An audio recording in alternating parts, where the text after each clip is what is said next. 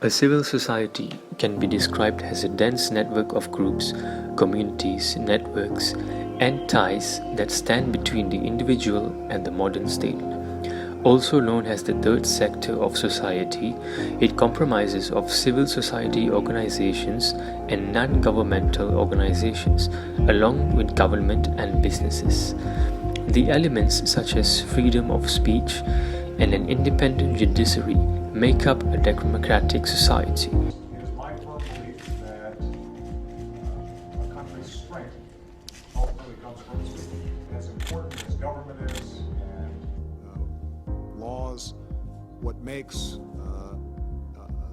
a country democratic and effective in delivering prosperity and security and hope to people is when they've got an active, thriving civil society. It also has the power to influence the actions of elected policymakers and businesses. Some of the prominent civil societies are the International Trade Union Confederation, the Worldwide Fund for Nature, Greenpeace, and the Danish Refugee Council.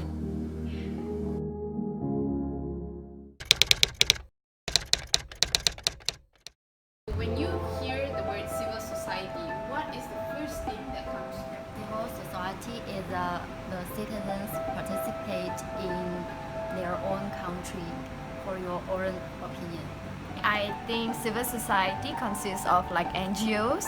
They mainly focus on things that is too minor or cliche for the government. I think it's a society that consists of groups that have the same interests to protest about something. Engaging with the civil society doesn't mean that you need to go and enter the movement itself physically. Collectively or in a community-wise, they contribute to the issues which the government or the state would not, and their work is usually human right based or humanized or individual based, which are important and which are important for the society. Do you participate in civil society activities?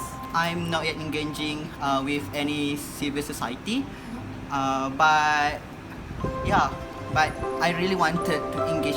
But I think that because of the limitation of age and because it's like far away from my place, so it limits me from joining any civil society. But I think in my case it's really different, like what Sharu and also Eva, because they have like a family restriction and so on, and because the perception by the people around. But unlike me, my family quite supporting a political movement and so on, so they basically support me to join. But because the limitation of age and also the place like quite far away, so I think that limits me. But I'm looking forward for any civil society to get involved. So basically in Germany I was part of ISEC, which is like a university team, and we try to help German students to go abroad to basically have cultural exchange. So through that I had a lot of like relations with other countries as well and other people, and then here I'm having a little hard time as an exchange student because I'm only here for one semester. Then there's also certain like university organizations that don't really allow university like exchange students in them, because of course we're only here for a short period of time and we can't really contribute to anything. So that's why I feel like a little bit why I think it's a little difficult for me at university. But I do have an Indian roommate and we cook together, so I think that's my daily part in kind of blending in with the civil society. One of the reasons why I can't participate in the civil society is mainly because of like my family background. We are not like, let's say, politically loud, or like we are not open about our rights and those things. So those things are not cultivated in my family. So in that case, I wasn't encouraged to join any protest or NGOs doing some activities. In my opinion, it's because of lack of communication. This is because when we join the civil society, we will there will be a lot. It will join by all the generation, right? Each and every level of the generation. But there will be a generational differences. Okay, where when the youth come up with their opinions, but at the end of the day, the adults will not accept our opinion. So there will be it will lead to a lack of communication between the adults and the youth. So I feel like if I join, my voice won't be heard. So I thought of not joining. For me, I feel very disconnected with our civil society, although I feel like some of the causes of certain movements are related to me or I can personally relate to. I feel like I am unable to participate due to certain restrictions and limitations. I feel like for us as students, there are perspectives or negative perceptions to us joining and participating in those movements because it is seen as something unorthodox to do, going against the status quo. In my case, it's like maybe because I'm from a religious school, so in my school they did not cultivate these kind of things because not all, but mostly of my teachers doesn't boost us any about this society. Yes, we're not that exposure with this civil society thing. But the idea is, me myself particularly, I joined this movement or some sort through social media, the opinions, the voice out. For me, because even though I'm a student, but it's my rights to voice out my opinions, my arguments to some sort of what is we are fighting for. So in the case like maybe for students superiority, also assistance needed towards us. So the government needs to hear, and it's basically that's our opinion. So for me, even though we as a student, it doesn't mean that we can't voice it out. There's a lot of platform that we can utilize. So for me, social media is one of the way. For the most of the period, the Chinese citizens they are participate. They will choose one participant to stand for them. But for some situations, they can directly by themselves. Like in 2004 October, for the protection minors people protections. They also put forward many students, teachers, and other aspects of the society. Back at my home university before coming here, I had to go to the Global Engagement Office and talk to people already coming here and the Malays that came over from this university to the University of Surrey, so I was already engaging in civil society then. Also back at my home university, I was president of my athletics team, and that's involved with civil society because we have many nationalities all helping and engaging within civil society. Obviously now that I've come here as well, sport's been a big part of how I engage in civil society. I play badminton casually with my friends at KK10 from Indonesia, Japan, Korea, etc.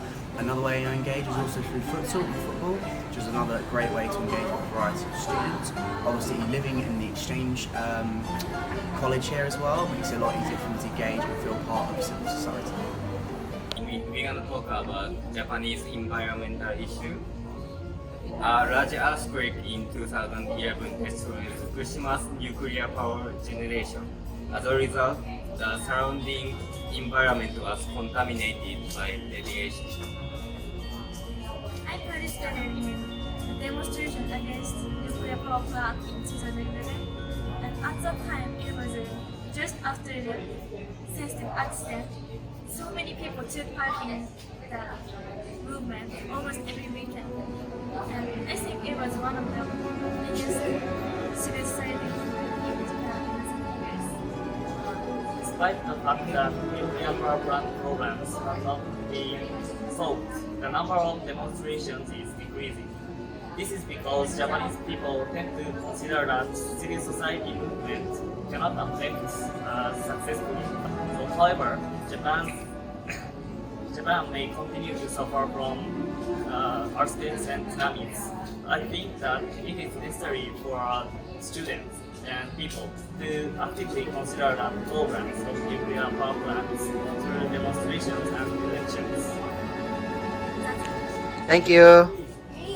I'd say I engage with civil society by back home I live with Chinese and Burmese and also English students, and we all engaged in global civil society together by learning about each other's cultures, going to events like Chinese New Year, lantern festivals, and I'd say I've also brought that engagement to global civil society coming to Malaysia, living in KK10 with people from all over the world, Indonesia, again China, other European countries, and we cook together, we talk about our home countries, like the political system, we definitely have a lot of discussions about our countries, and that's how to engage in global civil society. I participated in candlelight rally in Korea, and there was a movement for changing the president in Korea, so I participated and once at the rally, and I experienced that civil power can change the government. I participated the campaign with the help the child who live in poorer country. So I made my hand their own head gloves and every clothes to donate to help them. So I did the campaign named Save the Children. Yes, I did. Never joined any campaign before, but I have seen many people and many friends around me to join this kind of activity. It's like to raise money for children, for anyone with AIDS, with the disease. I think it's also a good way to join the activity and to help others in China. I joined an organization, very small, civil society, which is known as Opoy Orono, which protects the rights of the dogs, gives them home, like-minded people. They vaccinate them, and now 4,000 dogs have a home and have a place, and they rescue the dogs and they take care of them. When I worked at the NGO in South Korea, I could research some articles, but not only that, I could also join into the protesting and also the volunteering activities to help people to build our society better. What we are fighting for in the end, it depends on any civil society, maybe environment, which is ongoing right now, that's hard. So we can also say that in a point that even though we're not joining any civil society or not engaging, we're somehow trying to make a very little change that we can try, such as, try to not use plastic bag, try to not use straws and all those kind of stuff, just to try to make a change to the environment. So what I felt was, even if it looks like a really small thing at the very first time, it can be really impactful at the end. The era of social media, big data, analytics, and artificial intelligence is likely to give a further spur to groups and organizations that campaign on issues like civil liberties, better education systems, and also to combat climate change. The ability to raise concerns, influence government policy, and create meaningful dialogue between policy makers and the public will not be relinquished lightly. Thanks to technology, more of us than ever before are able to inform our government about what we think is wrong with the world and what is right. Perhaps instead of asking who does civil society include, maybe it is time for us to take part in it. Save the environment!